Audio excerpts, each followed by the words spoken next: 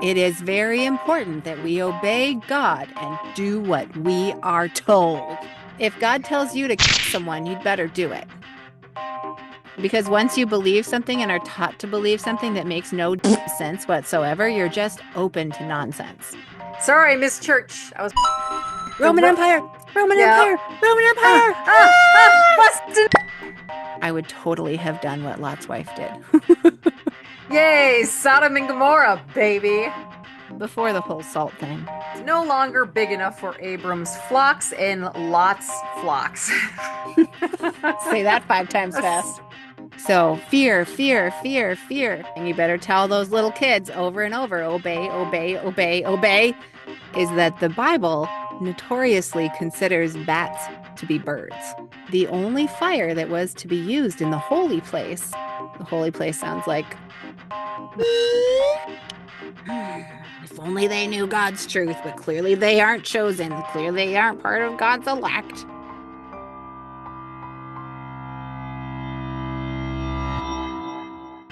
Welcome to another conversation with the Apostate Sisters. I'm Patty, and I make this channel with my sister Nancy. We grew up in a doomsday cult called the Worldwide Church of God. Today we're revisiting our cult literature series and taking a look at the YES lessons, or Youth Bible Lessons, that were used to indoctrinate us as kids. We're going to take a look at 3 different years of the Youth Bible Lessons created by imperial schools under the Worldwide Church of God. We're looking at a lesson for 4th graders, 2nd graders, and 9th graders. These lessons were meant to teach biblical truth through puzzles, diagrams, and scripture memorization. But beneath the gold-plated cherubim and tabernacle curtain lies something much more insidious. It conditioned young minds to obey without question and to internalize food, purity, and worship laws as defining their identity. The booklets make wild assumptions and connect with Bible scriptures that were cherry-picked to support everything Armstrong said. We were taught to fear the consequences of mistakes, even if our mistake was just not understanding. It messed us up, and if you were a WCG kid in the 80s, you might remember these. And if you weren't a WCG kid, you can probably find some threads that show you how you were controlled by your religion, too. Stick with us as we dive into our traumatizing cult past. Let's get started. Help the sisters keep this healing content coming. Like, subscribe, and comment. Drop some dollars, or support us by becoming a channel member or patron for extra perks. Well, hi, Nancy. How you doing? Hey, Pats. Another cult propaganda one. This time we're going back to our childhood. Yay, with the YES lessons. And you should know I have a very special one that I know you'll just absolutely love the title of today, because this one is called God. Lessons in Obedience. This is going to frustrate me to no end, isn't it? I know. I actually think one time you said there's no cringier word than the word obedience. So I was like, yes, let's do it. We'll just traumatize ourselves with this like exposure therapy. Well, I guess that's untraumatizing ourselves. Yeah. Yeah, obedience. When you're taught that as a kid, man, that's a surefire way to ensure you don't have critical thinking as you get older, huh? Exactly. Exactly. Well, and I think it'll probably be very good for us to go back to this, because we're going to be exposing the ways that they use these lessons to indoctrinate us and to make us afraid and control us from an early age. Right. Yeah. Yes. Yeah. Mm. And we're So, going to pinpoint a few things I think that we can relate to in our adult lives here that maybe something got in from childhood. I'm excited to dissect this. So thanks for picking it. Let's mhm. dive in. You should have the issue of the Youth Bible Lessons in front of you. I see now that the title on the front is Youth Bible Lessons, but I know that we called them YES lessons. So I'll be curious to hear what the other culties out there watching this called it when they were growing up. I remember YES and YOU. What was the difference? YOU stood for Youth Opportunities United, correct? And YES was like Youth Education Systems, was it? No, Youth Educational Services. Okay. Yeah. So The YES lessons were available for kids from kindergarten through ninth grade. And then Okay. starting before that, I think around age 13 is when kids could enter the youth group, which was YOU at the time. So I think I only did up through the maybe sixth grade of the YES lessons before either it all fell apart or I just quit doing them. I'm not entirely sure because I know any of them I've looked at after that point, I don't remember. Good job, So, Rebel. well, okay, so I was looking at this fourth grade one because I the lessons in obedience that I have today for us was from the fourth grade. It's one of them just from the middle of that year of Mm-hmm. lessons.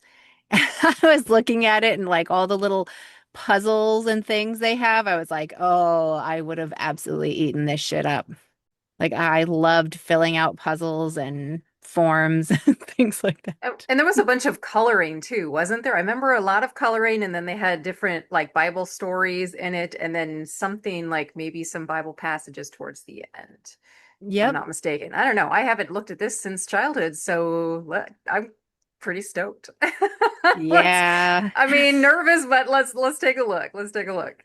Even the weird brown color of the cover just made me shudder when I saw it. So, yes, this series figured in very large for me as a child.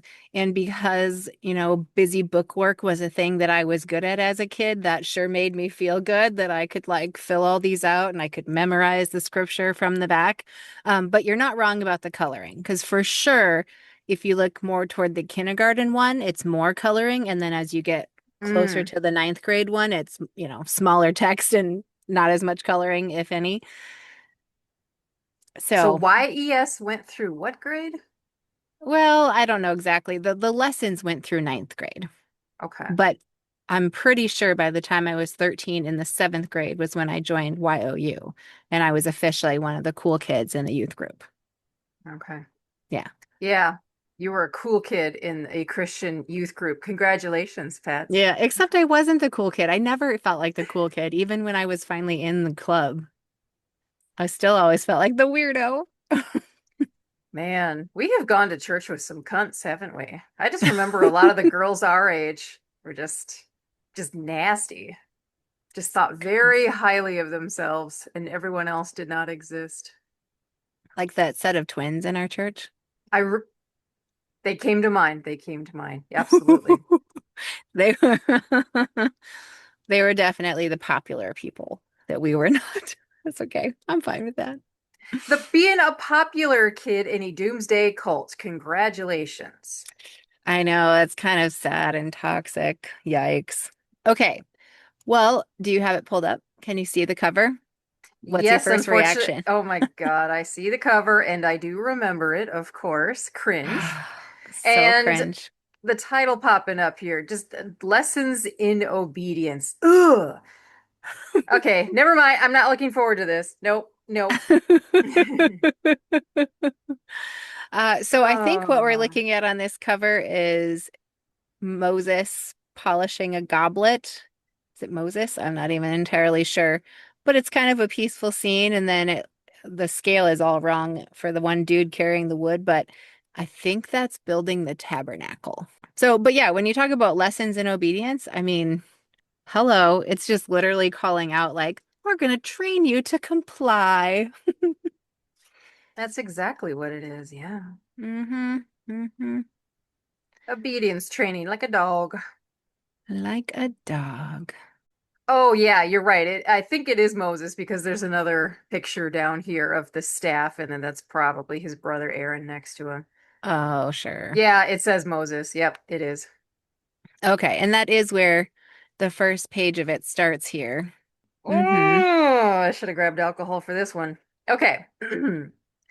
Lessons in obedience, y'all. Here we go. Our last lesson showed us that God worked so many exciting miracles to bring the Israelites out of sinful Egypt.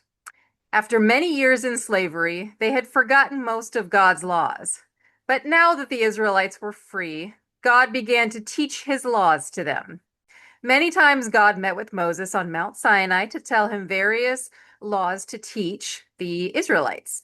And on one very special occasion, ooh, God's special occasion, holy day, God thundered out to all the Israelites the 10 commandments or 10 basic laws for man to live by. These laws were not new. God had taught them to Adam and Eve in the Garden of Eden. Really? Really? This is the first time So I'm hearing this. so goes the lore. I mean, does any other church like teach that? That Adam and Eve were actually taught the Ten Commandments? Really? Well, Okay. I don't know, but I Because think he I, had a reason that I'll, yeah. You want to finish it all? yeah, it'll tie into his plan, I'm sure. If only God's commandments had been obeyed by Adam and Eve and all those who lived after them, we would be living in a world much different from the one we are living in today. Can you imagine a world of no wars or crime, no sickness, poverty, suffering, or unhappy families? Can I Oh just my add God. something here? Okay. So, the Yes. Ten Commandments, the first one is, Thou shalt not have any gods before me. Apparently gods weren't introduced until later, all the images, the graven images, because that's also in the Ten Commandments. How the fuck did Adam and Eve know what graven fucking images were? They were in the Garden of Eden with a bunch of animals and fruit trees. I don't think anything in Genesis 1, 2, or whatever would indicate that God gave this set of 10, because also there's multiple different sets of commandments in there. Okay. So this is where I think Armstrong used this to get people to look around them at the stuff not going right in the world and be like, well, this would be better if people would have just not been sinful from the beginning. Thanks, Right. Adam. So it was how he was trying to reach into saying that he had the original, the first, the only true ideal, what God wanted. Yeah. Okay. Okay. Which I think is why I still struggle with the idea of like, well, for a long time, like, oh, if it's old and the original, then that's the best. Or, mm, Oh, like all those original manuscripts that some people talk about, Pats. The original manuscripts of the Bible. oh my God. Dude. Yeah. So, I mean, he's only talking about rules and commands, and you must do this, you shouldn't do that. Like, definitely there's none of that, like, connecting to a relationship with Jesus stuff. Well, obviously it's Yeah. Old Yeah. Testament anyway, but yeah, blaming Adam and Eve and all of our sins on the fact that things don't work perfect in this world.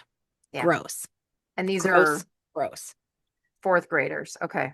Yep. I just hmm I, I just had to remind myself these are fourth graders reading this, and that's just sort of the intro. Okay. Did you want to take the next section? I mean, one more thing to say. Okay. I mean, don't you think that, like, what is a fourth grader? 9 years old? Yeah, around So there. think about the enormous burden that puts on a little 9-year-old. They're just fucking trying to figure out the world, and they're being told right there in just like this sneaky around it way that disobedience causes all suffering. Yeah, it's pretty gross. It's so fucked up. Well, I mean, that's what taught you and I to be afraid of making mistakes, and therefore we didn't progress. We didn't really learn anything else. Just absorb what we were taught in this shit. Because if we made a mistake, these were the consequences. All kinds of terrible things happen. Well, and you wouldn't, as a kid, like I remember thinking, well, I didn't want to make the world bad. I wanted to make the world good. And if Mm-hmm. that's how you make the world good, I'm going to try to do it as good as I can. Okay, so it looks like the next section here is just a story about how Moses returned to Mount Sinai. Yes? Oh, you know what happened though when he was up there on the mountain was the people, the story of the people like getting restless, which to me is like, and doing the golden calf thing, right? So the Israelites like couldn't handle it that Moses was gone for what, an entire week. And they're like, that's it. God's not real. We're just going to make a gold thing and worship that, which is so funny because it's kind of indicating this idea that people are just that unable to stick with something that they need someone to keep them like, you know, Mm-hmm. under a rod and staff. all the time or they Hmm. can't contain their shit.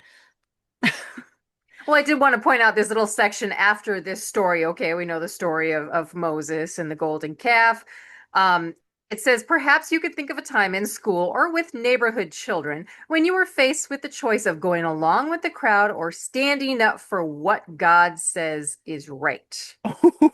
Perhaps they want you to go along with a lie about something so none of you would be punished. Or maybe you were dared to take something that did not belong to you. And it gives a little section here to actually write about your experience and any lessons you learned in these lines below. Holy crap. Holy moly. I this stuff like I fully took all of this stuff in. You remember this specific lesson? I mean, it's familiar enough to me, like seeing the pictures, they hit Hmm. something in my brain that I remember. Yeah, same. Okay, so Moses's brother Aaron, he went along with like worshiping this new idol, and that's the example they're trying to set here. Be like, don't go along with the crowd, stick to your guns, follow God's laws. Yeah. And I will say, not that it had to happen this way, but I do think my resolve against the terrible peer pressure was Hmm. definitely strengthened by messages like this when I was little. So I'm not saying it's a good thing. I could have been strong against peer pressure for doing things I shouldn't do without that, but this definitely got me in fucking line, you know? Okay, the Moses sees the calf and like, Aaron, why the fuck are you doing this? Oh, he didn't say it that way though. No, that's exactly how he said it, Pat. Fuck was a word back then. Okay, so I'm at the bottom of page 4. Aaron Okay. realized his mistake and was very sorry for having given in to the sinful desires of the people. And as God commanded Moses, those who had taken part in this idol worship, oh God, were slain. I wasn't expecting that. They did what? They They got were deaded. killed. They were Holy slain. shit. Talk about scaring a If 9-year-old. if that doesn't make a 9-year-old terrified to make mistakes, ugh. Did you go along with telling the teacher a lie? Look what happens to people who go along with things that are against God's way.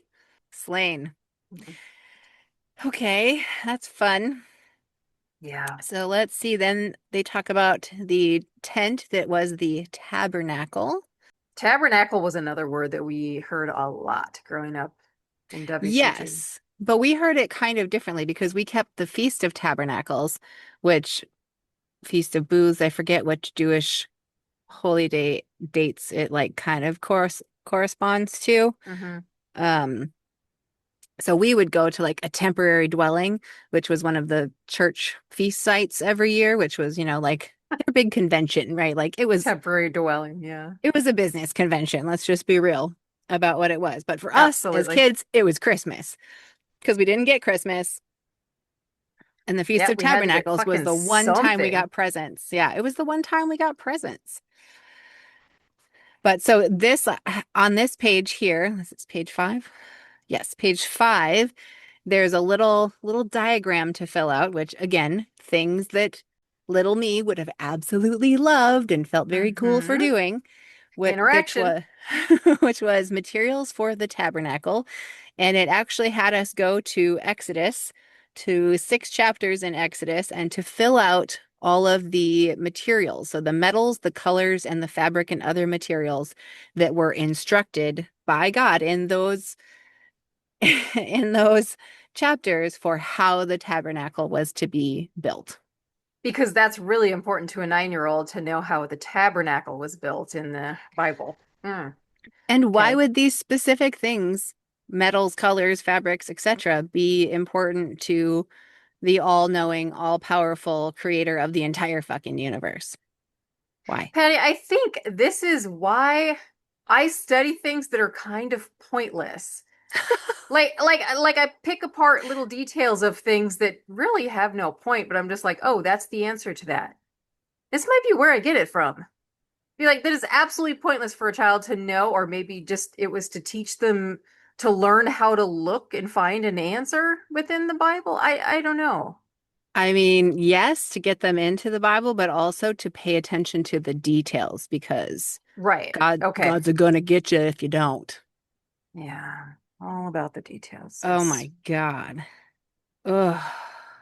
Yeah, it's not about God's love or anything. It's about the details of materials fucking used for the tabernacle. Yeah, Yeah. Armstrong would have been more into something like that. Yeah. Well, and think about it. It's like reinforcing the idea that you can't make mistakes either. You know, that Right. God needed everything just absolutely so. Like he notices everything, so don't make a mistake. And then at the same time, we're in school where if we get something wrong, it gets a bright red mark and it makes our overall grade lower. And then kids Hmm. stratify themselves according to smartness, which, by the way, school grades have nothing to do with smartness. Fuck all the way off with that. But that's how it was taught to Yeah. us. And so we're getting both of those messages at the same time. And, like, no wonder I gave everything I had to my schoolwork because those details mattered for if God would accept me or not, or if my teachers would accept me or not. Yeah, you were all about the grade point average, weren't you? Doing good Well, I grades mean, in in high school. school, you should be, but because of how the world works. But in little grades, like getting, making mistakes when we're young is how you learn. Like, I mean, Yeah, honestly, I guess all the time, but like if you don't get it right, you probably remember it after that. But if you're shamed for it, it gets in the way of all of that. right. Ugh. Yes, being controlled via being scrutinized. Isn't that fun? Mm-hmm. God's always watching. I don't know why I don't know why I never like strive to get really good grades in school. I don't know that I ever really tried that hard. I wasn't interested. Really? Well, see, you Yeah. also are the one that thinks that this indoctrination didn't really affect you, or it just made you shut down. It didn't make you do it. Right. And But maybe that was the reason for the poor grades, is because I shut down and then I zoned out everything that I was being taught, just like church. yeah, I think you're probably right. Well, and you have to recognize, though, that both of our ways of dealing with it was 100% trauma responses, right? Because when you feel threatened, there's that fight or flight response kind of thing, like in the wild, like freeze. Well, fight or flight or freeze, right? But freeze is a shutdown response. And so that's what you did. But another one that's part of that same response system is fawning, which is like sort of sucking up to the leaders or, being hyper vigilant to do everything the leaders tell you so you stay safe. Both Hmm. of those responses are trauma responses. Yeah, very Yeah. clearly. So I'm looking at page 7 in this booklet. Again, this is for 9-year-olds, fourth graders. Hmm. This is Two Priests Rebel. Mind if I read it? Go for it. Okay. Moses made it very clear to Aaron and his sons that God wanted all tabernacle duties carried out exactly and solemnly. Aaron's two sons, Nadab and Abihu, I'm probably saying that wrong, I don't care, are an example of how serious the sin of disobedience is to God. Oh One no. morning, they arrived at the tabernacle as usual for their duties as priests. The fire on the altar has burned down very low, said Abihu. It's almost time for Father to come take some live coals into the holy place, said Nadab worriedly. We must hurry and get some quickly. I have an idea, suggested Abihu. There is a campfire burning not far from the gate. Let's fill our censers with the live coals from that fire. Both of them knew the only fire that was to be used in the holy place sounds like I have a JJ, was a sacred fire, was the sacred fire from the altar. Nevertheless, they filled their censers with the strange fire and returned to the court. We can't wait for our father any longer, Abihu said impatiently. These coals will soon burn out. The two brothers walked slowly toward the tabernacle and into the room called the holy place. As they sprinkled the incense on the coals that were in their censers, they realized the terrible thing they had done. Fearfully, they ran back toward the curtained entrance, but they had already disobeyed. Ooh, there's that word, disobeyed. And Hmm. hissing shafts of fire shot out, from the inner room and struck the men so that they died. What a terrible penalty to pay. But God punished them, just as he warned that he would punish them if they appeared before him without proper regard for his tabernacle rules. It was an example showing that we must all learn that God means what he says. Yeah. So, like, this is showing that I did. people even trying to do the right thing, but just trying to Mhm. like get it done in their own way, literally, God killed them with fire. So they're literally just doing human things. The coals were getting low. They had to keep the fire burning, and so they did what they must to, keep the fire burning. And it's like, so seriously, in today's world, we're just supposed to wait on God. They did it not according to how God said, though. That was the problem. They were doing the thing that God said was to keep it burning, but they took it from the wrong place somehow. And then there's probably people who know more about it than that. But yeah, they're God's just sakes. doing a human thing, trying to solve a problem with their own reasoning, and Yeah. they were killed for it. Oh my gosh. I know. Anyway, um, but I think you wanted to look at the animals here because our next section we're going to go into is God gives health laws, which you guessed it is about clean and unclean animals because in our cult, they followed the Old Testament rules about clean and unclean animals, and we're going to learn all about it in Hmm. this book. I do actually remember this little picture here with the cow and the donkey and the sheep. I remember coloring that. And I totally remember the clean and unclean animals section here where you Yeah. unscramble the letters to create the words. I remember this. Health laws. I love that he calls it health laws too. As long as you eat what God says to eat and not other things, your health is going to be fine, and that's good for us because we told you also not to go to doctors. Shit. Oh, yeah. And then they have unclean water creatures. So this is from what, like Leviticus 11. In an earlier lesson, we learned that God told Noah to take on the ark 7 pairs of clean animals and 1 pair of unclean animals. Do you know why Noah took so many more clean animals? That none of them would have fit and they would have been drowned in shit. Um, So he and his family would have plenty to eat, as well as have enough of each kind of animal to reproduce themselves and keep their kind alive after the flood. Ugh, it's so stupid. Okay. Yeah. So it's using, I said this kind of, but it's using food as defining your morality, right? So if you Right. eat animals on the clean list, you're fine. If you eat animals on the bad list, then you're bad, you know? Hmm. I know. I missed all those pepperoni pizza parties in school. Well, and it's saying that again, it's saying the idea that like Adam and Eve didn't follow this, that they like ate of the fruit that they weren't supposed to eat of, and therefore that's why we're all so bad and having all these problems because we didn't obey from the beginning and we're still disobeying. And only the ones who know the rules that Armstrong laid out from God, because he speaks for God, are the ones that Hmm. can have actually obeyed. And if we don't follow the clean and unclean laws, then we're rebelling just like those Israelites who made a golden calf or who used the wrong coals. And y'all died for it. When it comes to birds, it says the Bible doesn't give specific rules for determining clean birds. It merely lists the different kinds of birds that are unclean. I mean, I remember having like huge reactions when I would see people eating shrimp or something. I'd be Yeah, like, you look oh, down on them, right? I would do the well, same thing.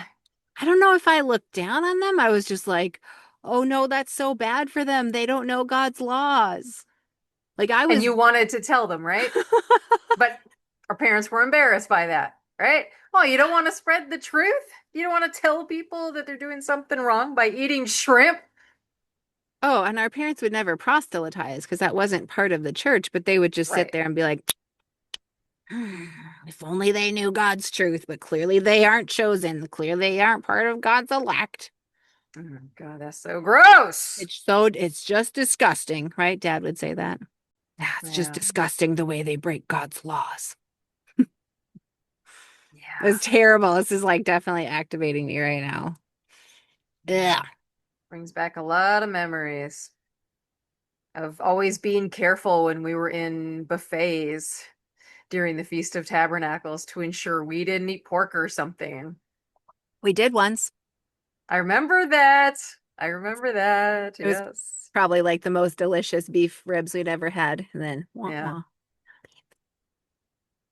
How did they not know that was pork? It was ribs. And we weren't in fucking Texas where it's all beef ribs. Come on, people. Yeah, so they named different characteristics of birds, I guess, right?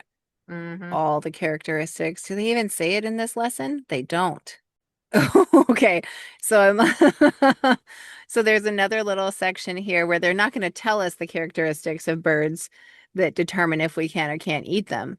But instead, we should go to Leviticus 1:20 through 23 and list some of the creatures in that passage on the line below. I'm going to look it up. All right, let's do it. All winged insects that walk on all fours are deemed unclean and not to be eaten. Certain winged insects that hop on the ground are permitted. Why? Specifically, locusts, bald locusts, crickets, and grasshoppers are allowed. All other flying insects with four legs are considered unclean. What? Crunchy, crispy locusts. Yummy, yum. Don't you want that instead of pepperoni on pizza? I know we never got offered cricket pizza. Come on now.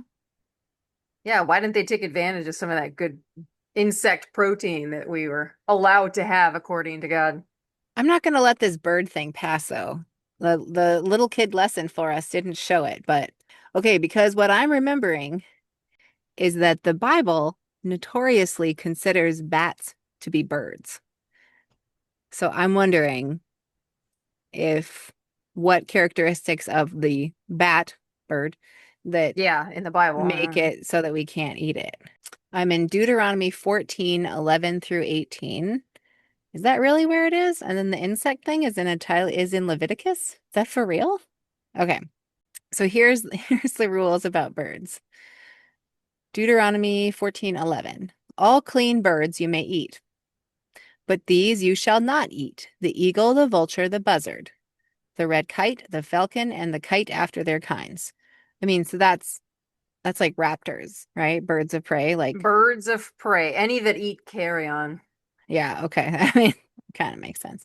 Every raven after its kind. But here's the thing, like, why would those rules have existed in the first place? It's because people probably figured out certain things that they ate didn't go well. They got diseases or they got sick or whatever, right?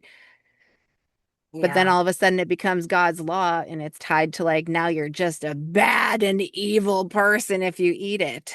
Hmm. I Okay, mean, the just like os pigs. I think there was something in history where there was some sort of swine flu and they couldn't eat the pigs. Hence, it became a law in this book not to well, eat it. also for a large part of human history, pigs were what ate human shit. Yep. So, you know.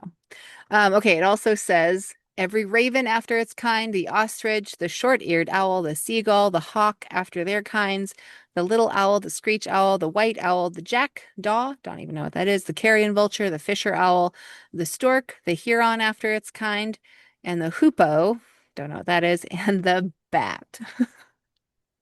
So it's just listing, but where's the characteristics? Oh, okay, here's the characteristics.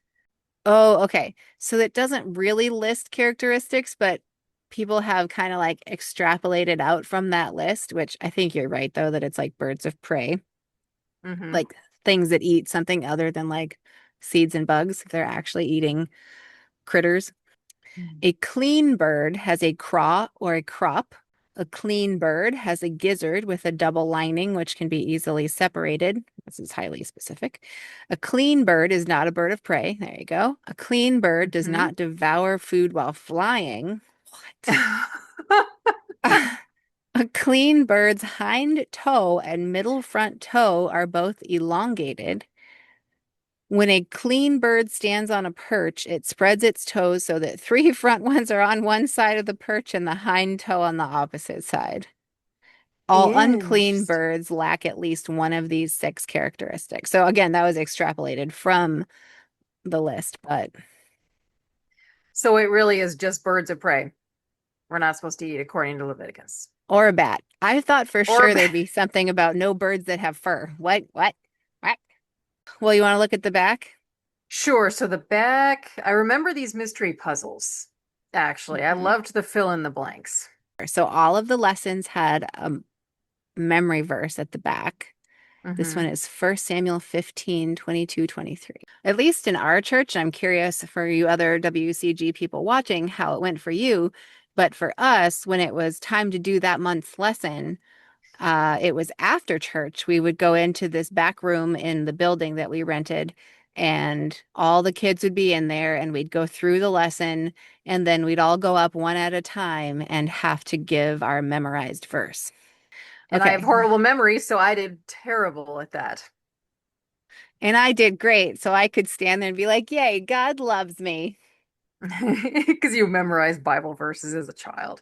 I had to Gross. work hard at it though. Like it Yeah, wasn't I like know I you could just did. read it once and do it. It's like I really had to work to get it in my head. I know you did. And I just wanted to point out too, editor-in-chief listed here, Herbert W. Armstrong, produced in cooperation with Imperial Schools, a 1983 Worldwide Church of God for the entire contents of this publication. Copyright for the Okay, let's see Imperial here. Schools. So this one, Samuel 15, 1 Samuel 15, 22, 23 was the memory verse for this one. So I'll just read that. Has the Lord as great delight in burnt offerings and sacrifices as in obeying the voice of the Lord? Behold, to obey is better than sacrifice, and to heed than the fat of rams. For rebellion is as the sin of witchcraft, and stubbornness is as iniquity and idolatry. Because you have rejected the word of the Lord, he has also rejected you from being king. So fear, fear, fear, fear. So easily God can turn on you. Okay, so this is what I'm seeing here. So it's like, does the Lord delight in burnt offerings as much as he does in your obedience?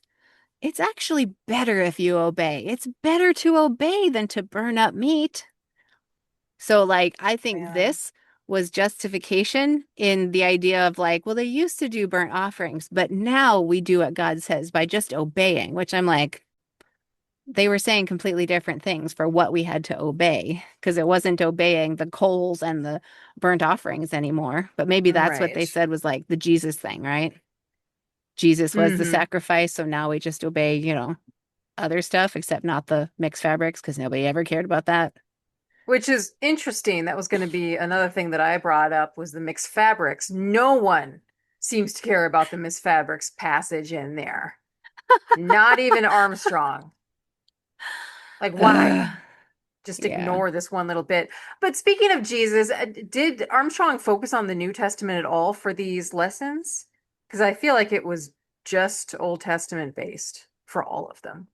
It might have gotten into Jesus by the time it was eighth and ninth grade. We'll find out as we go along this series. Mm, But yeah, okay. you're totally right. It was very Old Testament based here.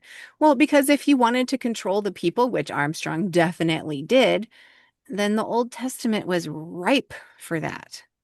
There was so many examples he could give that were like reinforcing this idea that if you had one wrong action, you're just totally doomed. God is going to reject you, kill you on the spot, whatever. Hmm. Yeah. Yeah. So, I mean, isn't that just a way to lead you to anxiety that causes either the shutdown or the perfectionist ways of being? And then Yeah. think about how many kids were probably neurodivergent that we weren't like addressing or understanding societally at that time. Hmm. And so then, like, they go, even if they try to be perfect and try to do everything, like, they're not going to get it right because humans aren't actually made to get everything right. Like, that's not who we are as a species, So it's this imposed perfectionism that isn't actually consistent with humanity. And since no one can live up to it, everyone feels like a pile of fucking garbage. Hmm. And we Ugh. wonder why people get so depressed. They say, oh, it's because they don't have God in their life. That's why they're depressed. No, it's not. Maybe you didn't give enough of your nickel that you got for your allowance into the offering plate. Abraham, that godly man who pimped out his wife to the Pharaoh. Oh, yes, I'm glad he spawned all the religions in the world just about. Okay, so I had forgotten that the colors, the cover colors were different from year to year. Hmm. Because, the 80s was full of like neons and stuff. So, of course, Armstrong went the opposite route. The more boring, the better. The more beige you are in church, the better. You mean the more white you are, the better? Ugh. Racist. Fuck. Good pick because this is Abraham Obeys God is the title of this one, Nancy. We just have a theme of obedience going on here today as we revisit our childhood lessons. Perfect. Let's Yay. find out how we can be more obedient, pets. In the Crying bedroom. out Ooh. loud. Is that like a fortune cookie you put in bed at the end of everything? Oh, yeah, I think that is a game, actually. Yeah. Okay, so I think we'll notice in this one that we're looking at a lot more pictures and a lot fewer words because we're looking at second graders now. So, I mean, yes, I think most second graders are starting to read, but just barely. So, this is definitely still where to me at least, they're still expecting the parents to read this to the kids and do this with the kids. Look at that. It's like baby poop green. Absolutely, it is. And there he Yeah. is, the old patriarch with his staff and his sheep on the ground beside him, looking up at him adoringly. Hey, is that Sean Connery on page 3? Most definitely. And why does he have such dark eyebrows when everything else is white? I don't get it. That's exactly what I was gonna say. Okay, so Sodom and Gomorrah, whenever I see the name Gomorrah, it just kind of looks like gonorrhea for a split second. It definitely does. It aligns with the poop green cover. There you go. Many years after the flood, a baby boy was born to Terah and his wife, who were descendants of Shem. They named him Abram. When Abram was a grown man, 75 years old, God began to call him. God told him to pack up and move from his home in Haran to a land that he would show him. Abram obeyed. So when they say God told him, does that mean he heard him like telepathically, or God showed up and you're like, yo, dude, this is what I need you to do? Or it was just kind of inspired on his heart, like Holy Spirit deal, and then he just knew what God needed him to do? How did that work? How did I he don't know. convey his Maybe he was message? schizophrenic. Maybe he was Okay. 75 and ate something bad and was having delusions. I mean, like, Okay. what So this we read the tells books me then. is whoever wrote this was probably 75 and they were like feeling bad about not having done anything in their life yet. So they're like, look, there's this whole story. If God could do this for this guy Abram starting at age 75, well, shit, I could probably do stuff too. Created his own little adventure once he thought his life was over. Cool. All Mm-hmm. right. He took his wife Sarai and his nephew Lot with him. After a long journey, they arrived in the land of Canaan, which was to be their new home. All right. And we have Sean Connery here. Because Abram obeyed God, he was blessed greatly. He had much gold and silver and many fucks and excuse me, and many flocks and herds. Okay, God pays people in gold and silver. That's how he blesses them. Just But what? fucking serious. Oh, good catch. You're not wrong to point that No, out. God But does like, not bless people with riches. oh, well, there's plenty of people who think that, Well, of but course. because of stuff like this. But how would Abram have known to obey God? Are they saying like he already had the texts of Genesis and somehow, well, I because in that other one we were looking at, it said that because Adam and Eve had disobeyed the Ten Commandments, which somehow they fucking should have known, even though they weren't, written until that God wrote them with his finger on stone when Moses was around, like a lot of hundreds of years later.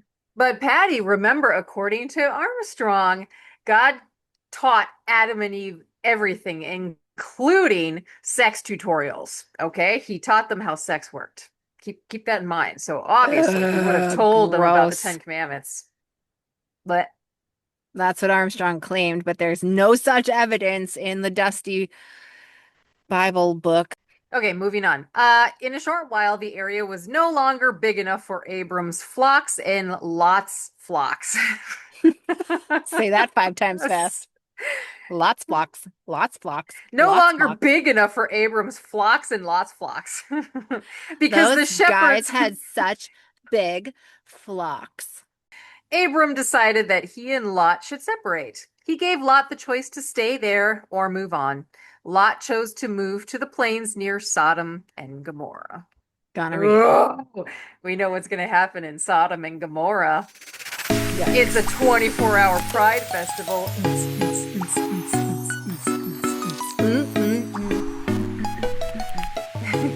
Okay, and so here on page 4, I see Abram standing and looking out over the Pride Lands. Only I don't see Simba. He's not holding him up to The show him.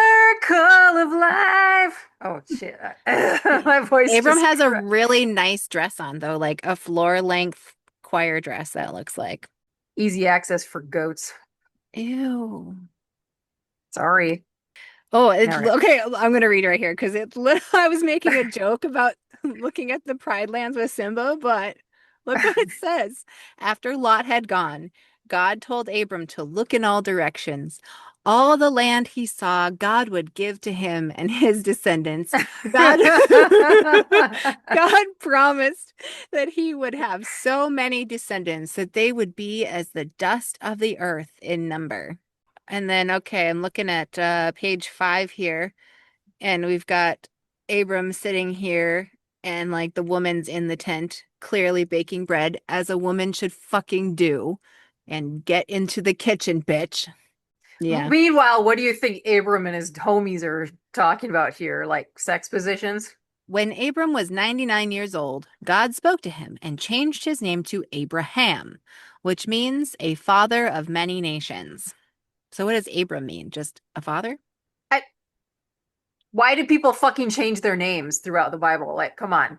Why don't You you know, keep it why I consistent? think a lot of times I think they changed their name in the Bible because there was actually 2 separate stories. And then when they Hmm. compiled all their texts, they were like, oh shit, these are kind of the same story, but kind of different. And so maybe we'll like tell it twice, or maybe we'll just go and smush the parts of it together and oh crap, the name. Well, those people use that name and those people use that name. So I guess maybe there was a time when like God changed the name for a reason. Let's do that. None of it actually makes sense unless you look at it through the lens of humans just being humans and trying to figure out the world. Sounds Okay. legit to me. I'll go ahead and accept that. He also changed Sarai's name to Sarah because that Hmm. sounds more English. Yep. God said they would have a son and should name him Isaac.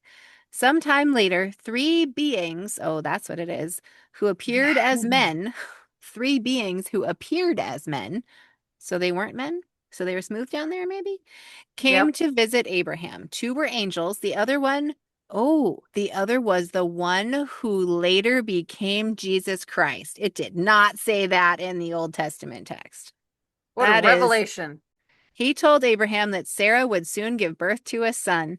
He also told Abraham that the cities of Sodom and Gomorrah would be destroyed because of the wickedness of the people there. Again, how did God convey this message? Through the angels and the other being that was Hmm. apparently going to be Jesus Christ someday, according to Armstrong. I just wanted to point out something here. The picture on page 6. You remember how we got spanked all the time as kids? I saw this drawing and it just reminded me of people getting spanked. Maybe because that dude on the left that he's holding his hand up like he's gonna spank them.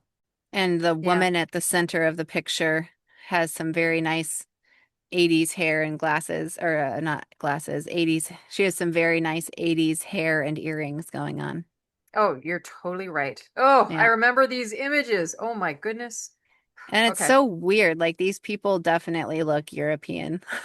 So stupid. Hmm. Hmm. Eh, They can't be brown, Pats. Can't have that. Not yeah. God's true chosen people. Oh my God. Except even according to Armstrong's stories, like the God hadn't transferred his elect status to white English speakers yet.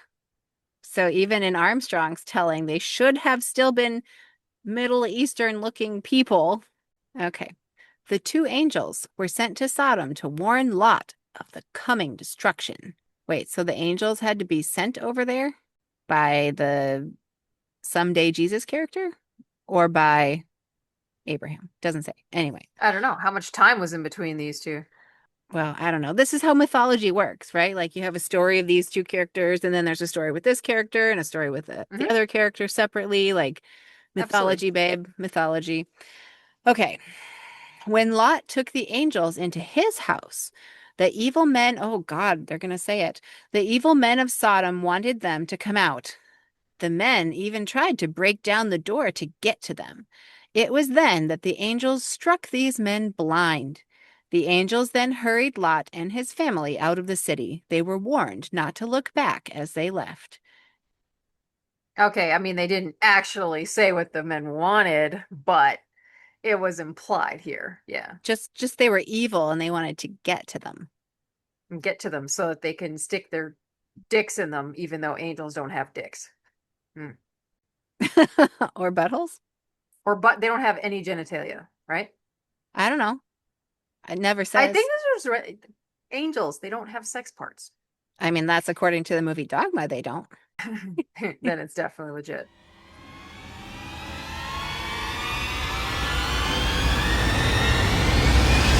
But why would they have sex parts? And for that matter, why would the members of the God family have sex parts? Mm, none of it makes sense. None of it makes any sense. It's Hmm. just for control. Okay. Yep. Was this the one where Lot was like, here, take my virgin daughters instead? It was? Sure was. Oh, Yes. they didn't say that in this second grader book for some reason. But that's what I'm saying. Like, yeah, they just said, oh, the men were trying to get to them. They left a few bits out, surprisingly, actually. The Worldwide Church of God got pretty biblical. They They they left out stuck the pretty true. they left out the wobbly bit specifically. Yes. Yeah. Okay, this picture on page 7, I absolutely remember, and for Yep. some reason, it Same. was my favorite. And I was always like, I would totally have done what Lot's wife did. Be that beautiful silhouette with the fire behind you, you badass. I know, I do And think it's a gorgeous image, actually. we should color this sometime as adults. Pat, might be fun. The temptation to look back was too great for Lot's wife. She wanted to take one last look at what had been her home, as is Oh, very human. yes, yeah. As punishment, although if she lived in a city where people were beating down the door to try to rape your guests and like, or yeah, whatever, I said it, then like, yeah, you'd think maybe there'd be okay. You'd feel okay leaving that, but whatever. God turned her in, oh, as punishment for her obedience, God turned her into a pillar of salt. And here's the money line. It is very important that we obey God and do what we are told. In other words, do what your parents tell you to do. I think they even talked about it like that, that God would tell the parents what was right and the parents would instruct the children. Yeah. So Yeah. already by second grade, they're not saying that God will kill you, but they're saying that God turned this lady into a pillar of salt, which you're not alive at that point. And so you'd better do what God tells you to do. Like it's a Yeah. threat.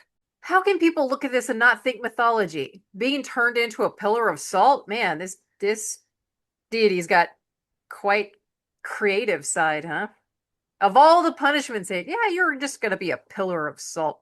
And then we get to page 8 where we see the happy grandparents. I mean, parents holding I up mean, their little baby. Look at how that baby can really hold his neck up. hey, I want to hear about her knocking boots with the hot Pharaoh of Egypt. Why isn't this in here? Where is that story? All right, so I'll go ahead and read page 8 then. It was hard for Abraham and Sarah to believe God would still give them a son because they were both very old by now. Yeah, they were old as fuck. But God kept his promise. And when Abraham was 100 years old and Sarah was 90 years old, Sarah had a son whom they named Isaac. Oh, I Cool. think I said 99 earlier. Sorry, I think I said 99 earlier, but 90. Excuse me. What a young lady she was. Yeah. I don't know what lesson we were all supposed to get in that biblical story. I'm just like them being so old and having a kid. Like, why then? God The decides, the mighty power of God. Like, so for sure everyone would know she was like way past menopause or whatever they called it at that time. But also this is a time when like a lot of women were dying in childbirth.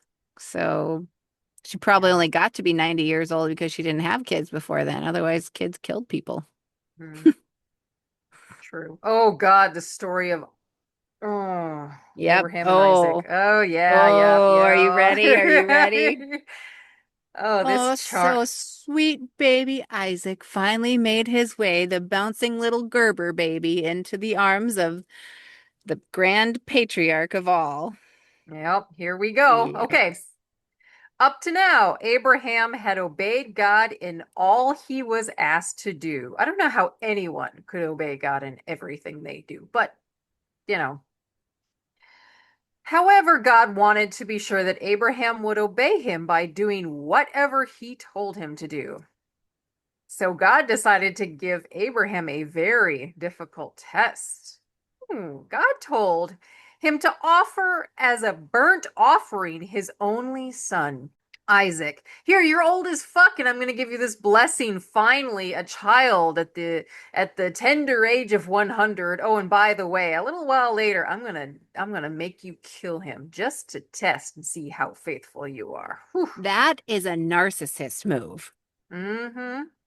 to say, I'm going to do this and see if you'll do it just to see if you'll do anything I tell you to Yeah, do. fuck you, God. You're a narcissist. Oh, Yahweh was a fucker. Yeah. Abraham left very early the next morning to do as God had commanded him. Oh, can you imagine what would have been going through the dude's mind at the time? What? Nancy, page 10, this image. Oh my God. This is Yeah. for a 7-year-old. Yep. This is a person all bound and roped and sitting on logs with a knife held to his throat. And this is for a 7-year-old to just color in and be like, yay, I'm doing what God wants me to do. Oh Yay, my the gosh. Bible is fun. Murder. Murder, rape, pillaging, death Yep. by fire. Gonna burn him after. Jesus.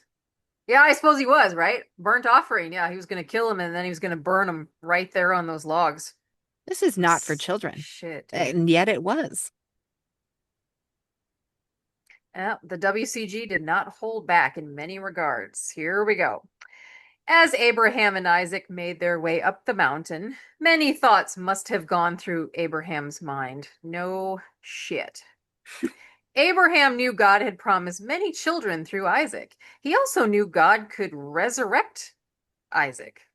So Abraham trusted God. Holy shit, resurrect him? So he's like, oh, if I kill him, I think God will just bring him back to life, right? What? Armstrong took anything from anywhere in the Bible and just put it together to explain stuff to go the way he wanted. So Right. there's an example of it. Awesome. Okay. Yay! Moving on. As Abraham was about to slay Isaac, God commanded him to stop. Now, God knew Abraham would withhold nothing from him because Wait of a this, second, and wait a second, wait a second. So I have the recognition that me thinking about our dad spanking us didn't seem that bad because here God was literally asking a parent to murder and burn his child. And I was only getting a wooden spoon to my ass. you justified abuse because somebody else out there had it so much worse. That is Or disgusting. because I knew God could command so much worse. And so I shouldn't complain about just a spanking. Yeah. We were just primed for dating abusers in our future, weren't we? Yep. Damn. And making up reasons why it was probably okay because this could Because have other, happened instead, or yeah, didn't have it that bad. At least he didn't hit my face. It was just my ass. Because of this and many other examples of obedience, there Abraham is became again. known as the father of the faithful because he was so obedient. Abraham, or millions of his descendants, are still living on the earth today. He died at 175 years of age, having lived A long life of obedience to God. Now, that's a life I wouldn't live one day. So No, he thank you. became father of the faithful. It's like a it's like an extreme double dare show, like a American Gladiator or one of those survivor shows or something, will you eat bugs and survive to win the prize at Hmm. the end? It's like God's version is, how far will you go? Step right up if you'll hold a knife to your son's neck and cut right through it. If God tells you to kill someone, you'd better do it. Yep. Boy, I bet that goes well if you have schizophrenia. And as we know, there are far more people with delusions that are religious in nature than not. Because once you believe something and are taught to believe something that makes no damn sense whatsoever, you're just open to nonsense. All right. So there's not quite there's a lot more pictures, fewer words, and then at the end here on page 11 there are still some little puzzles and games to keep the kiddies excited about their God. Wasn't this so fun that we did all this kind of shit in school, but then we also had to do it for church? It was like just endless amounts of homework. Good times. When did we do fun things as kids? I don't even remember. No. Yeah, like where was our time to build things and get in the dirt and Should we do one more? I'd kind of like to see one of the later ones. Like, how far did it go? Eighth or ninth grade? I would like to see how it kind of changes over the years. So this was for second grade, you said? This one? yeah, so our first one was fourth grade because I think that's like age of reason, right? So I was just kind of curious of how they were getting kids drawn in then. But yeah, right. So then we just covered second grade, which to me that seemed way above a second grade like level Yeah. of content and level of reading. And so that seems like sit down and read this little story with your parents because it's so great. Um, Um, but yeah, hmm. so once we're in eighth and ninth level, we're looking at kind of a different look. And I don't think I did these. Do you want to look at ninth grade or eighth grade? Maybe ninth grade. The later, Okay. the better. So for level 9, the different lessons, the first one is the New Testament church, then the apostles of Christ, the life of Paul. So they are New Testament by the time they're in ninth Okay. grade. Okay. Um, Oh boy. Paul's journey to Rome. Oh, we should do this one. God's Sabbath day. Oh, That's going to be him taking New Testament and still trying to justify doing Old Testament Sabbath. That'll be fun. Okay. Fundamental Doctrines of God's Church, The History of God's Church, Parts 1 and 2. I wonder if he gets into the Irish princess that made them all be white after that then. Oh, and Part 3, Spring Festival Edition. There was always a Spring Festival Edition. And then Why Do You Keep God's Festivals? The Fall Festival Edition. Isn't this oh great boy. fun? All right, so we're going to go into God's Sabbath Day. So we are now looking at the youth Bible lessons from level 9. Ooh, I like this color a lot better. I noticed right away on page 2 here that holy moly, that's a lot smaller text. Like the text was definitely the biggest in the second grade one, and now it's pretty Hmm. small. And there's a lot of text and looks like a lot Yeah. of different lines that you're supposed to look up a scripture and fill in the answer to the question. We noticed that all the early kid stuff was Old Testament, telling, the cute Bible stories of sodomy and things like that. But then although he inserted Jesus Christ whenever it served his purposes in the Old Testament stuff. Like, oh Sure yeah, did. that angel, that was Jesus. Yeah, for real, guys. Hmm. Um, but because he also did believe in Jesus, but not in the same way that other Christian churches did, he had to still justify the Old Testament things that he was holding on to, like to try to prove why they were still needing to be done, even though Jesus had come and all of that stuff, right? Yeah. So the Sabbath was a big one, right? Because all the modern churches, for I don't know how long, did their church on Sunday. I don't know the history of all of that. But that was one thing that definitely set us apart as members of the Worldwide Church of God was the fact that we kept the Sabbath, which was Saturday, and it wasn't just Saturday, it was specifically Friday sundown to Saturday sundown. Well, that was Yeah. why he kind of started the church to begin with, because he thought he had something valuable that nobody else really knew about. There were a few churches at the time that, you know, held Sabbath sundown to sundown. Everyone Friday to else is Saturday, doing but it everyone wrong, else, exactly. He but felt I have the special. truth. Yes. Ugh. All right. Well, I think we should read the beginning of this, even though it makes me want to throw up just looking at it. Yeah, let's do it. Let's do it. I gotcha. All Okay. right. Okay. First off, I just want to mention he says on the cover that is the partially restored synagogue in Capernaum. It's believed to be built on the original site of a synagogue in which Christ himself preached on the Sabbath. Ooh, making this so much more relevant. Throw in some pictures of where Christ actually preached. That means All it's all right. real because there's Yeah. a temple. All right. Uh-huh. The Sabbath, capitalized, is a day God set aside for the benefit of all mankind. Didn't benefit us. We missed a lot of birthday parties as kids and, other stuff like that we could have been doing instead of going to Sabbath. Nancy, Like, Nancy, God's ways are so much higher than birthday parties. How oh, I know. incredibly sinful of you, how self-serving of you, because all you're thinking about is what you can get out of that. I'm Correct. sorry, but that is the doctrine of get. And Mm-hmm. Armstrong promoted the doctrine of give. So stop wanting things for yourself and Yeah. remember that it's God's Sabbath and he owns you and he can burn you up like that if he wants to. Or turn me into a fucking pillar of salt, Wonder how my tits would look if they were salt. That'd be pretty amazing. Or like, They'd be very lickable. very lickable salt tit. Hee hee. Salty tit. Wait, what was I gonna say? Okay, so yeah, we were talking about how the Sabbath is a benefit for all mankind. I didn't get very far on this so far, did I? It was designed as a special day of rest and worship, an opportunity to rejuvenate both mind and body. It just frustrated me, so I don't know how that was like restful. Actually, a rest would have been like sleeping at home, getting out some good masturbation sessions. I would have really preferred to do that than going to Sabbath, but I did yeah, once. I did once. I I stayed home know. not feeling That's good and I amazing. did that the whole day and then I was busted. Sorry, I missed church. I was masturbating.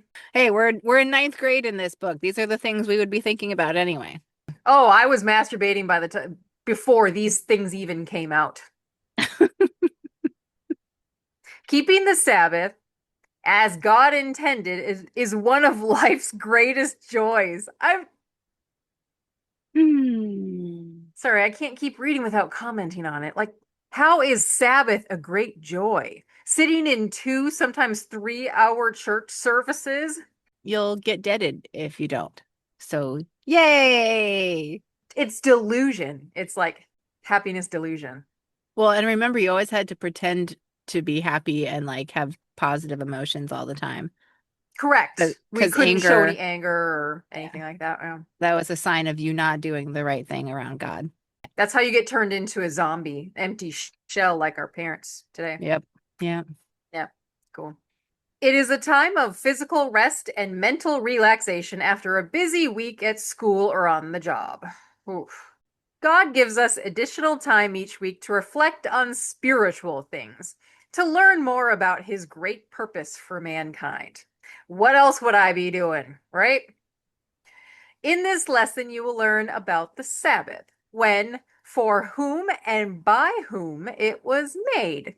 You'll learn why the Sabbath is very special to God. You'll discover its meaning for those who keep it as He commanded. And you will learn why and how the professing Christian world changed it to another day. Here we go. Those othering people that go to church on Sundays. Did you catch that? Professing. As Professing. in, those aren't real Christians. They just say they are. Right. That's why I had to look at the word twice. I'm like, oh, yeah, professing. Okay. Yep. Yep. Okay, Armstrong was just so wordy and he just talked around his points all the time with threats and Mm-hmm. pointing out electness and stuff like that. So I guess I was kind of Yeah. hoping we could find where in here he tries to say, oh God, he's talking about the flood. He's got the first Mm-hmm. 7-day week.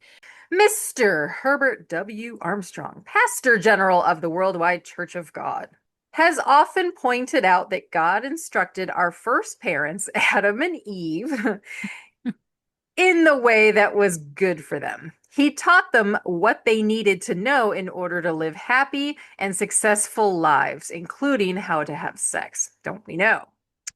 Part of God's instruction involved the tree of the knowledge of good and evil. And then there's a little section where we need to write down God's instructions about this particular tree found in the Garden of Eden. Yeah, so it's still kind of a workbook, but yeah, definitely for older kids. Uh, I see oh God, something. what? What? Okay, this next little bit, I know you're about to read it. I'm going to read it now. No, go ahead. This tree represented the way of deciding for oneself right from wrong, good from evil, rather than relying on God's revealed instruction, represented by the tree of life. God warned if they ate of the tree, they would ultimately die.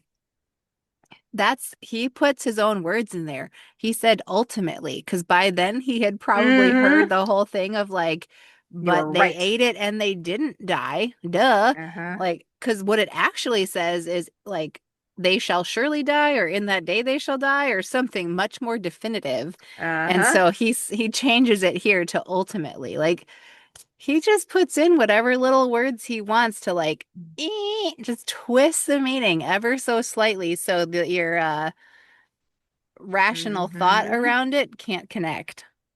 He was a clever manipulator, that Armstrong. Sure was. Wow. Okay, so Okay, I'll keep going. Soon afterwards, Eve was tempted by the serpent, Satan the devil, and he quotes he puts uh-huh. in Revelation 12:9. Because again, so this tells me he's definitely heard all of the rational arguments to be like, yeah, Genesis doesn't mean all those things. So he's saying, yes, it is Satan the devil, the serpent. If you look at Revelation, which has nothing to do with Genesis, um, to eat the fruit of the tree, believing Satan, she ate of the fruit and gave some to Adam. Those evil women. We should definitely subjugate them. By disobeying God, Adam and Eve decided to choose for themselves what was good and what was evil. So don't think for yourself. They chose the way of human experimentation. What the fuck? Mankind has been living this way ever since. Yeah, human experimentation. See what works. Keep doing the things that work. What doesn't work or goes Mm-hmm. badly, hey, we learn and we don't do that anymore. Yeah, that's how it fucking works. I always love that grunt of yours, Patty. Ah! It's so frustrating. There are many verses in the Bible showing that God's way, defined by his law, as told by me, is for the good Mm-hmm. of all mankind. Notice what the following verses, okay, so you're supposed to look at a bunch of shit in Deuteronomy, then look at what King David says about God's law, then look at what the Apostle Paul writes about God's law. People through the ages have believed that God's law is harsh, cruel, overbearing, a burden, and a yoke of Mm-hmm. bondage. Yep. And not the fun kind of bondage. But the Bible certainly does not teach this. It teaches just the opposite, that God's law is for the good of all mankind. Okay. Okay, so then he goes through that Adam and Eve didn't follow God's way and that they taught their children the way they thought was best. And the result of their disobedience, of course, was okay, what did God decide to do because of the violence that filled the earth? Okay. So I think we're talking flood. Yeah, we're talking flood. We're talking Tower of Babel. And then it says Abraham lived more than 400 years before Moses. Yet we learn that Abraham obeyed God's laws. The Sabbath, which had been instituted at creation, was one of the laws Abraham kept. Okay. Again, how did Abraham know these things? God just put it in his heart, right? Many people believe the Ten Commandments were not given until the time of Moses. Yeah, because that's when it shows up in the Bible. But the Ten Commandments and other laws of God were in force from creation. If you would like to read more about this important subject, write for the free article, Were the Ten Commandments in force before Moses? Oh, wow. So go read my other explainer. Don't worry, I've explained it all. Oh, you talk about calendars, Nancy. So I'll jump down here. I'm on page 5. For nearly a century, the Israelites were slaves to the Egyptians, who did not worship the true God.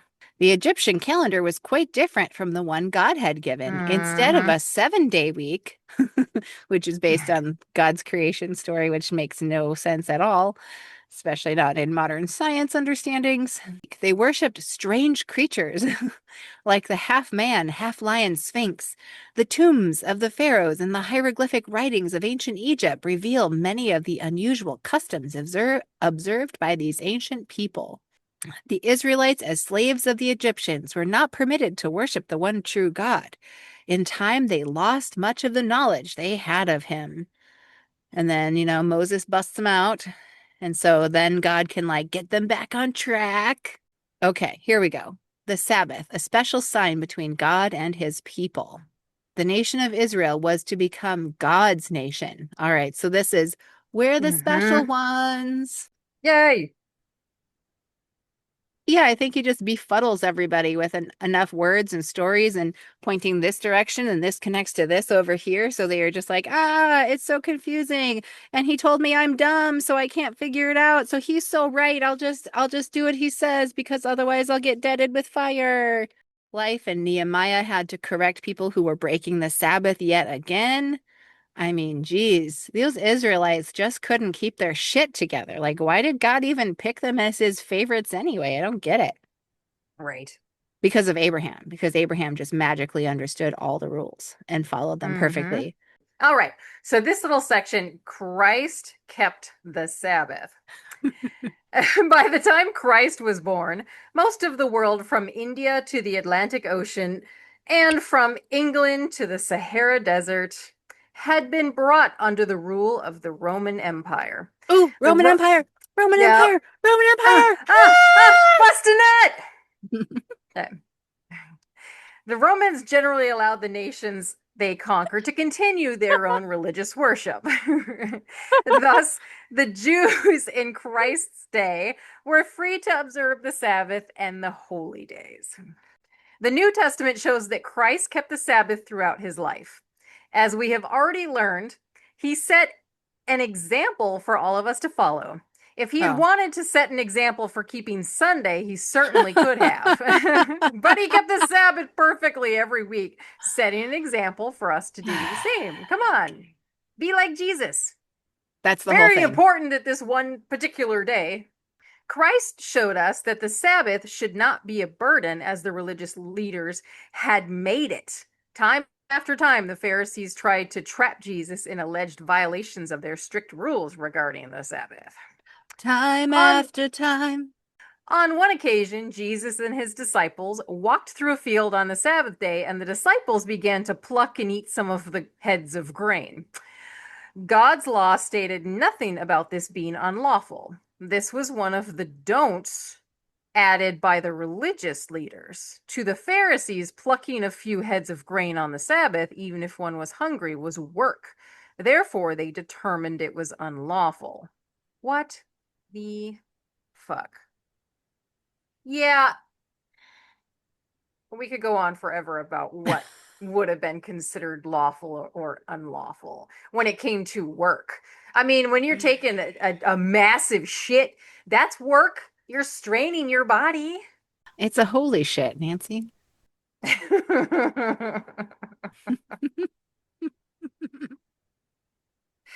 Dark matter. I mean, doesn't it just show though that here the Pharisees had all these extra rules and they got really crazy with it. And even Mhm. modern people who are super orthodox in their Judaism, there's one scripture in there about not cooking a lamb in its mother's milk. Mhm. And so some wealthy people have entirely separate kitchens for cooking meat and milk things. Like, The fuck. what? But Yeah. you ever notice that, like, in a lot of different aspects of life, some people are like, oh, I want to be the best at following this rule. Like you take Janice Selby, for example, of Divorcing Religion podcast. She was Mm. so excited to find something in the Bible about like head coverings or something along those lines that she thought nobody else knew about in the Bible. And she was so excited, like she didn't even want to tell anyone. She's like, I found it. God's going to think that I'm like special because I found this law that I can follow. It's like the more obedient you are, the happier you are. And she did that to herself, but like we can clearly see that leaders throughout time or people who set themselves above, like these fucking Pharisees, like they just came up with extra rules just to make sure everyone stayed in line the way they saw fit. Like, ay, ay, ay, this is nothing about collective humanity. This is about control and power over each other by way of insane laws. Absolutely. Yeah, this is really something. I did see here there's a section Sabbath kept by the New Testament church. So it seems like the only way he's really trying to say, yes, we still have to do it is just, which, whatever, I guess he can say that, but just saying that, like, Jesus did it and so did the early church. So Mm-hmm. nobody ever said to stop. So why did y'all stop? Mm-hmm. Okay. Oh, and then he gets into why the Sunday observance had began. Oh, there you go. Let's read that one. Shall I read it? Go for it. Okay. How Sunday observance originated. Observance. I don't think most Christians who go to church on Sunday think of it as an observance.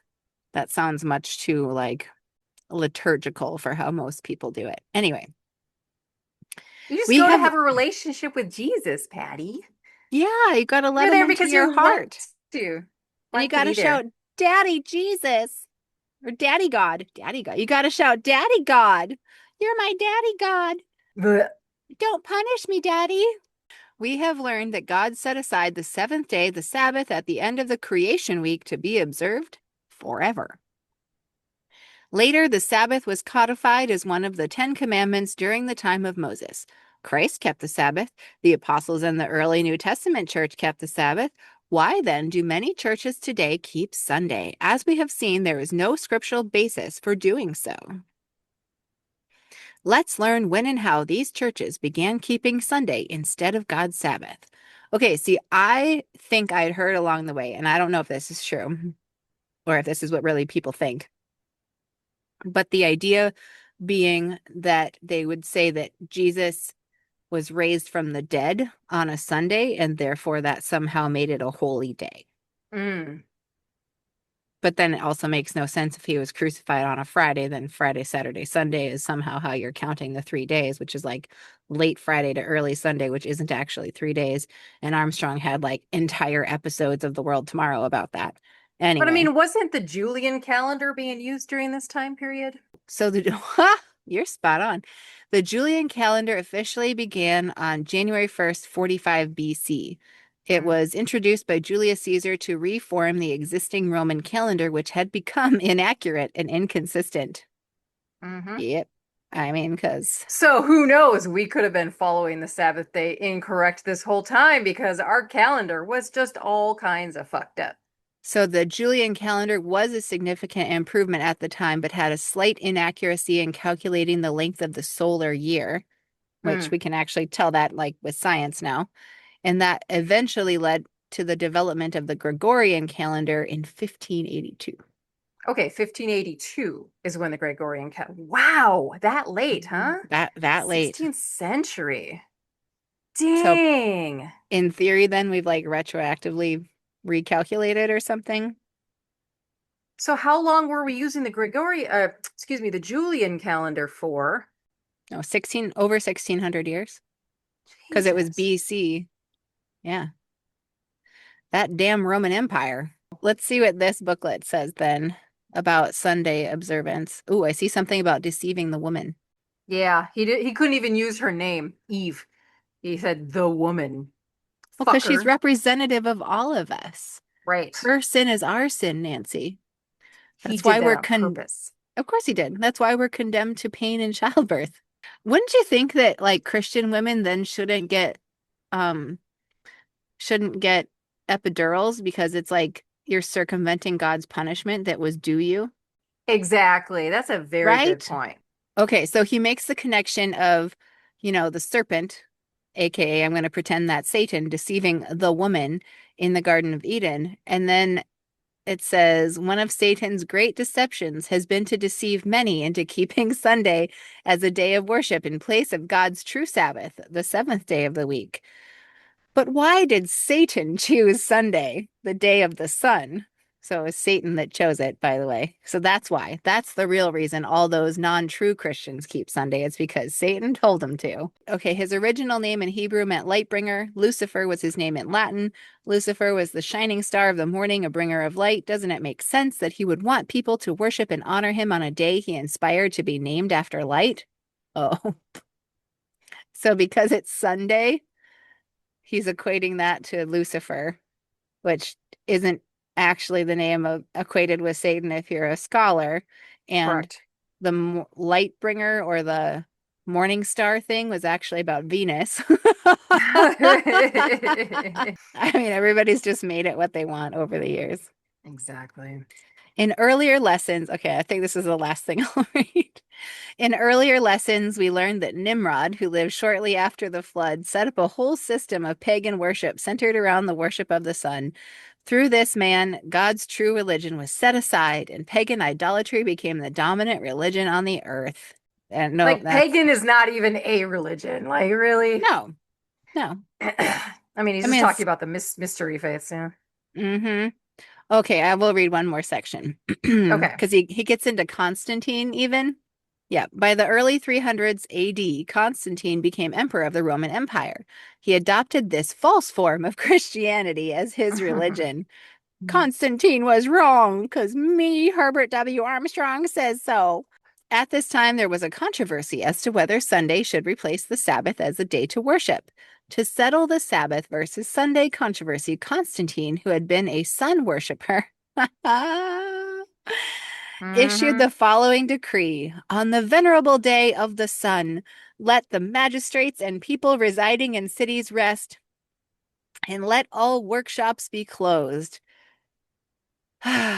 So it was Constantine's, this is saying from some history book that this was this was Constantine's mode of harmonizing the discordant religions of the empire under one common institution. And so, of course, this gives Armstrong a way to be like, but they did wrong. They varied from the true idea of the Sabbath. And then he goes on to talk about Sabbath to be kept today and how to observe the Sabbath.